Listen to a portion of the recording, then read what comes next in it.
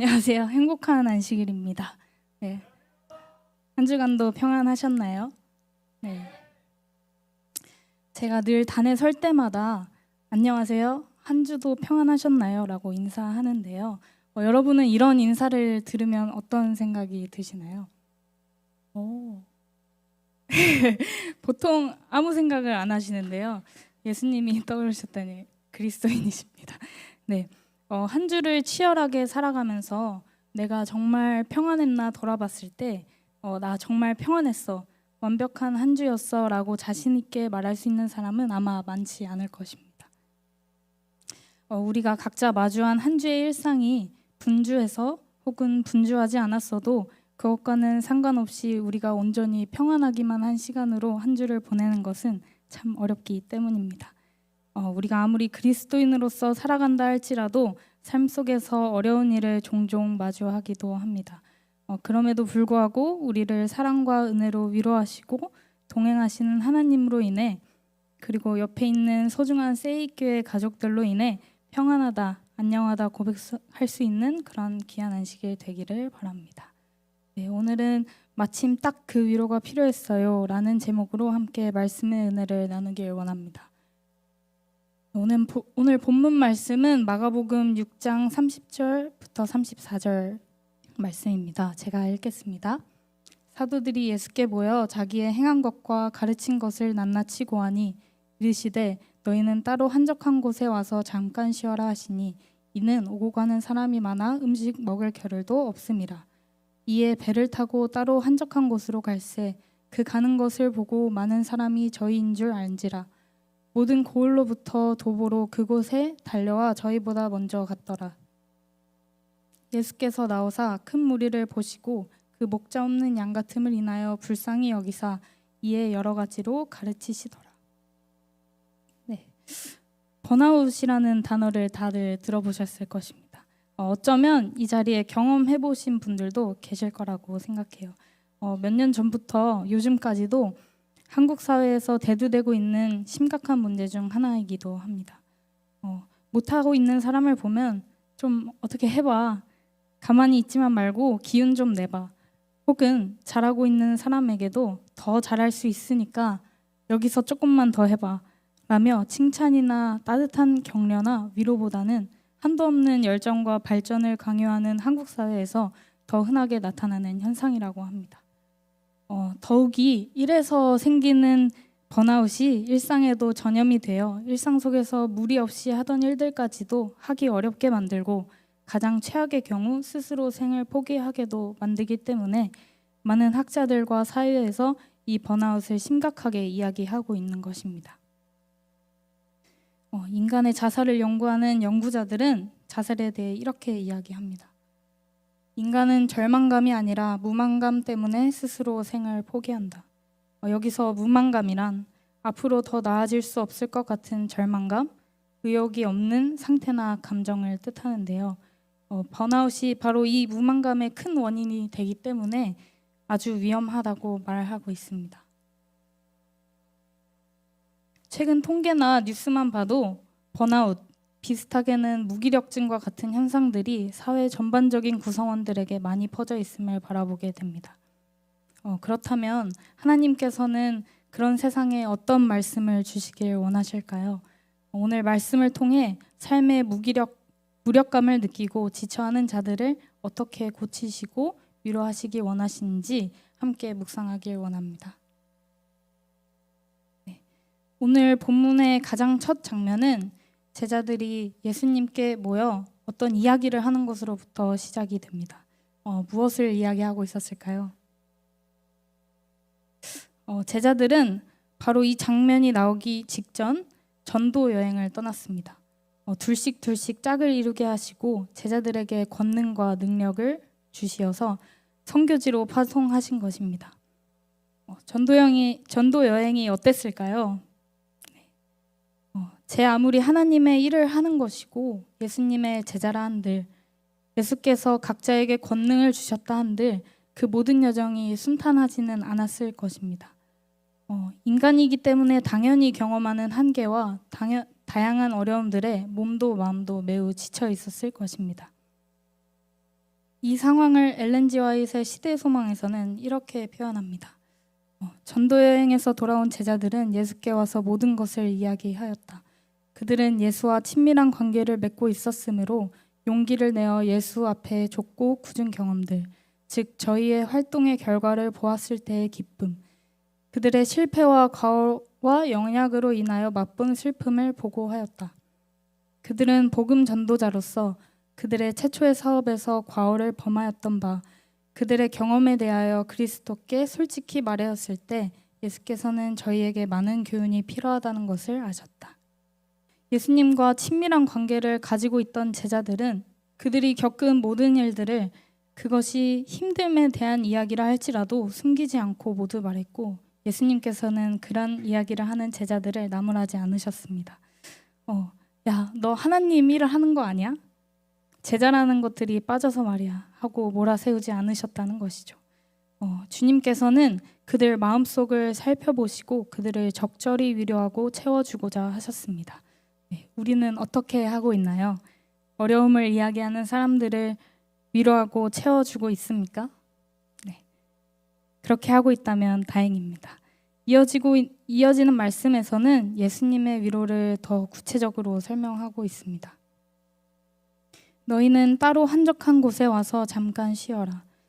그리스도의 마음은 당신의 사업에 종사하는 모든 사람에 대한 친절과 동정으로 충만해 있었다. 그리스도께서는 하나님이 제사가 아닌 자비를 요구하신다는 것을 제자들에게 가르치려 하셨다. 그들은 혼신의 힘을 다해 사람들을 위해서 활동하였으므로 심신의 힘은 소모되었다. 이제는 쉬는 것이 그들의 의무였다. 쉬게 하시는 것이었습니다. 제자들이 먼저 쉼을 요구하지 않아도 예수님께서 먼저 그들에게 쉬라 말씀하신 것입니다. 이것은 예수님의 위로였고 새로운 사역을 위한 영육 간의 재충전의 시간이었을 것입니다. 그렇게 제자들과 예수님은 배를 타고 한적한 곳으로 떠납니다. 그리고 그곳에서 충분한 휴식을 갖게 됩니다. 라고 하면 참 이상적인 마무리가 되었을 텐데 이야기는 그렇게 마무리되지 않습니다.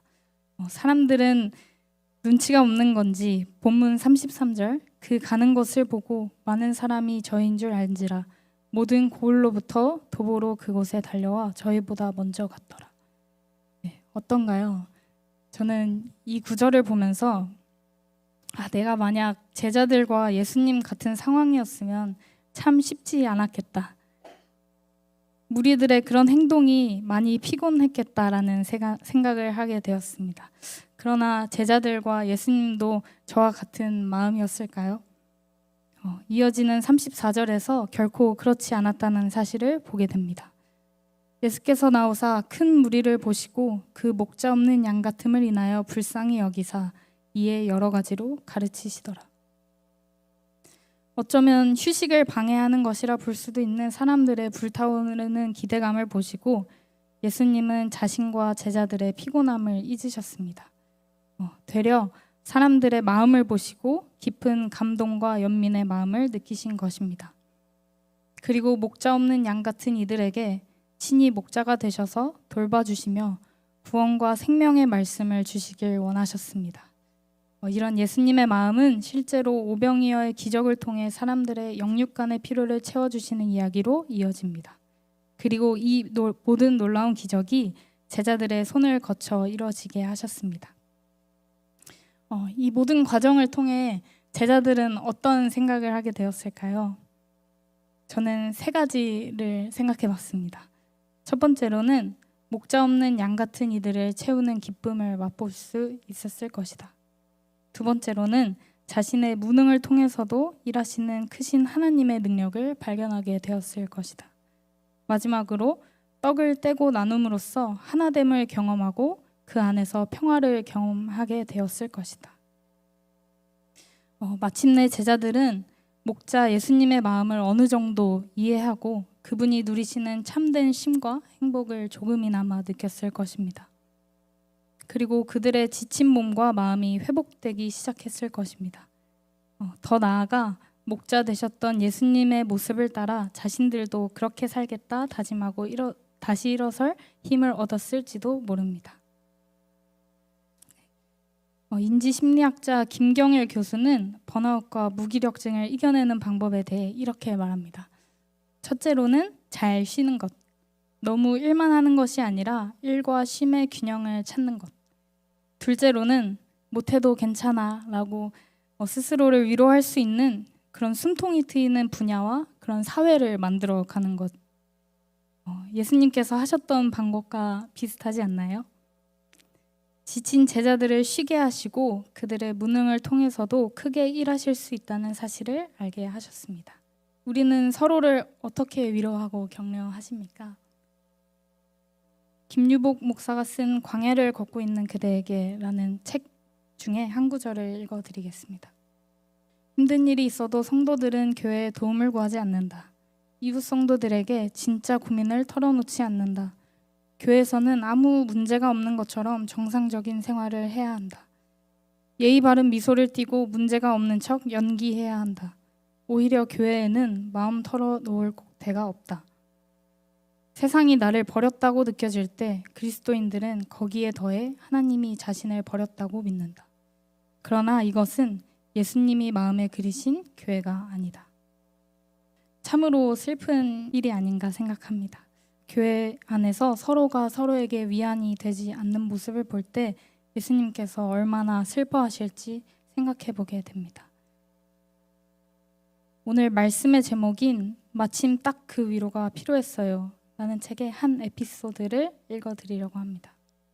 서울 낙성대역 부근의 핫도그 가게 유리창에 어느 날 안내문이 붙었다. 가게 앞에 마을버스 정류장이 있었다.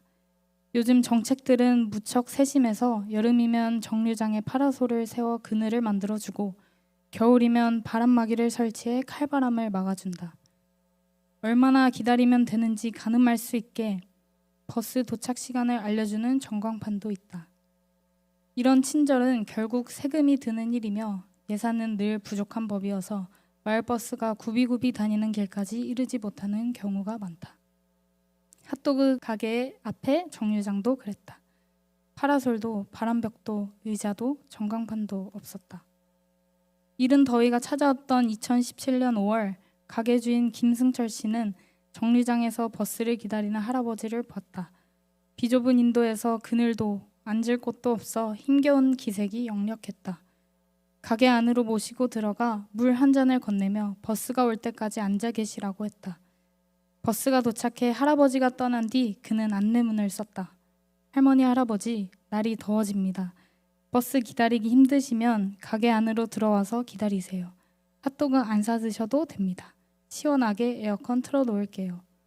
그 안내문을 어떤 주민이 사진으로 찍어 인터넷에 올리면서 화제가 됐다. 착한 가게라는 칭찬이 이어지자 김 씨는 안내문을 한 장 더 붙였다. 격려와 응원 깊이 감사드립니다. 잊지 않겠습니다. 변치 않겠습니다. 2주 뒤 방송사 취재팀이 찾아갔을 때 극구 사양하다 인터뷰에 응한 그는 더위에 피하러 가게에 들어오시는 어르신이 아직 많지 않다. 폐가 될까 봐 그러시는 것 같다라고 했다. 그해 11월 안내문이 다시 바뀌었다.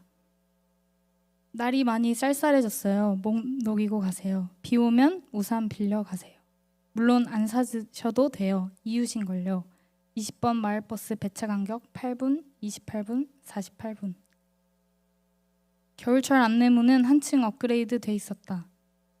승객에게 우산을 빌려주는 몇몇 지하철역을 벤치마킹하듯 우천시 우산 제공 서비스가 추가됐고 마을버스 배차 시간을 안내해 이 정류장에 없는 버스 도착 알림 전광판에 아쉬움을 달랬다. 그리고 왠지 따뜻해 보이는 글씨로 이웃인걸요 라고 덧붙였다. 선뜻 가게 문을 열지 못하는 할머니 할아버지의 부담을 어떻게 덜어드릴 수 있을지 계절이 바뀌는 동안 가게 주인도 많이 생각한 듯 했다. 아무리 큰 정부라도 우리 삶의 모든 구석을 보살펴 주지는 못한다. 세금에 손길이 닿지 않는 곳까지 이렇게 채워주는 사람이 우리 주변에 있다. 그들의 이웃으로 사는 건 꽤 근사한 일이다. 요즘 참 지쳐 보이는 사람들을 많이 보게 됩니다. 사역을 하면서 이미 지칠 대로 지쳐있는 사람들, 때로는 전도사님 저 너무 힘들어요 라고 이야기하는 사람들을 많이 마주합니다. 때로는 말로 하지 못하고 차마 내색하지는 못해도 온몸으로 힘들다고 이야기하는 사람들을 많이 발견하게 됩니다. 그러면서도 쉬지 못하고 스스로를 채찍질하며 달려가는 사람들을 볼 때 얼마나 마음이 아픈지 모릅니다. 교회인걸요. 힘들 땐 힘들다고 솔직하게 말할 수 있고 언제든 그 어려움에 동정의 마음으로 품어줄 수 있는 교회를 꿈꾸게 됩니다. 그래서 서로가 서로에게 힘이 되고 위안이 되는 꽤 근사한 교회가 되면 참 좋겠습니다. 또한 이렇게도 행복할 수 있구나, 이렇게도 쉴 수 있구나 하는 모습을 보여주는 교회가 되기를 원합니다. 목자이신 예수님의 모습을 따라 살고 영혼을 채울 때 경험하는 참 평안과 행복이 우리의 지친 일상과 마음을 회복시키는 원동력이 되기를 원합니다. 스스로가 자신에게, 서로가 서로에게 채찍질하기 바쁜 세상 속에서 하나님께서는 우리가 교회 안에 건강한 교제와 그분의 품에서 참된 평안을 누리시기를 간절히 원하십니다. 언제나 우리를 위로하시고 격려하시는 하나님을 발견함으로 마침 딱 그 위로가 필요했어요 하고 고백할 수 있는 귀한 안식일, 그런 세이교회 되기를 기도합니다.